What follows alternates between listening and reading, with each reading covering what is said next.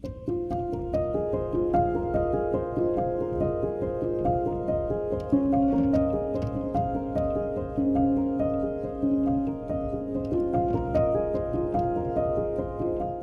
name is Hassan Issah, an artist who lives and works in Kumasi, Ghana, currently a PhD student or candidate in Kwame Nkrumah University of Science and Technology.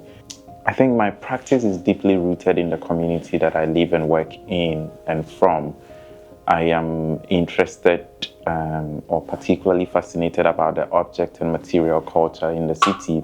I study that as a point of entry into painting, trying to find answers to what painting can possibly become.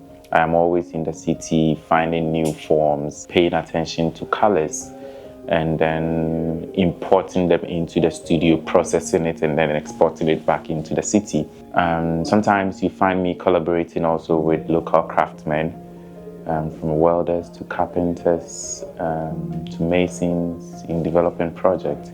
For me, it's always about taking things from the city and then processing it and then taking it back into the city. But also at the same time, I'm particularly interested in the politics that is inherent in these materials that the city processes, or the kind of forms that is built by these local craftsmen.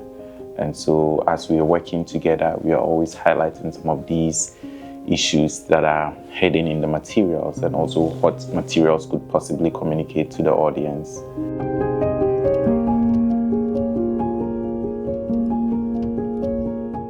I think I was excited about coming to Doha, especially the Gulf, because I grew up in a Muslim community, and a lot of forms and aesthetics that sort of comes through my work has certain things to do with Islamic architecture and manuscript design. For a very long time, I've been studying these forms, and so I always knew that my work would resonate with these kind of spaces, and I couldn't wait to be here. And fortunately, I was invited for the show, and being here, I think it was just about the right time to be in a city where new things are developing. Almost everything, the houses, the art ecosystem is being built, so now you can see that everything is carefully being designed, from the museums to the galleries, and even Art Basel being here for the first time. The timing, I think, was just perfect for us to be here, and also to meet a lot of people that we've met before in different countries, and also crossing paths here, seeing how things are being engineered. Of course, we are going to study a thing or two from what people are doing here in terms of building institutions, in terms of managing institutions, and also dealing with artists.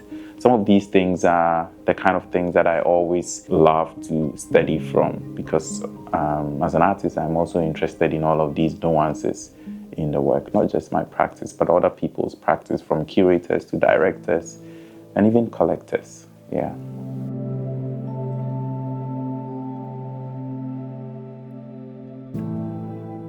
I think for me, it's more about the ambition. I love clothes and I love shoes, but I don't think I would buy up to 5,000 shoes, And so to find someone who is dedicated to collecting art and collect 1, 2, 3, all the way to 5,000 is very inspiring. Even if he was collecting stones, I feel like it's very inspiring and a very important thing to be documented.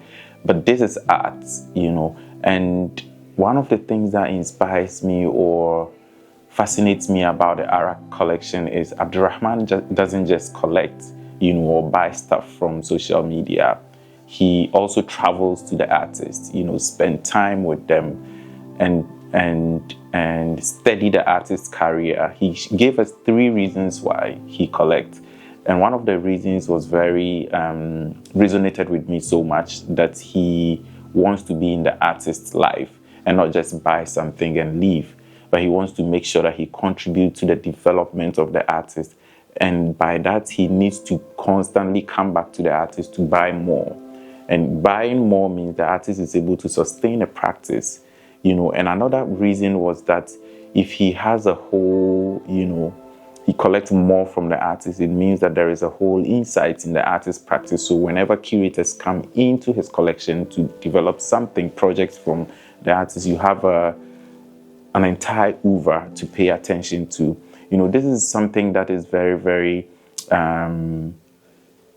important, for a collector to do. And also knowing that of all the 5,000 plus works he's collected, nothing has ever been sold.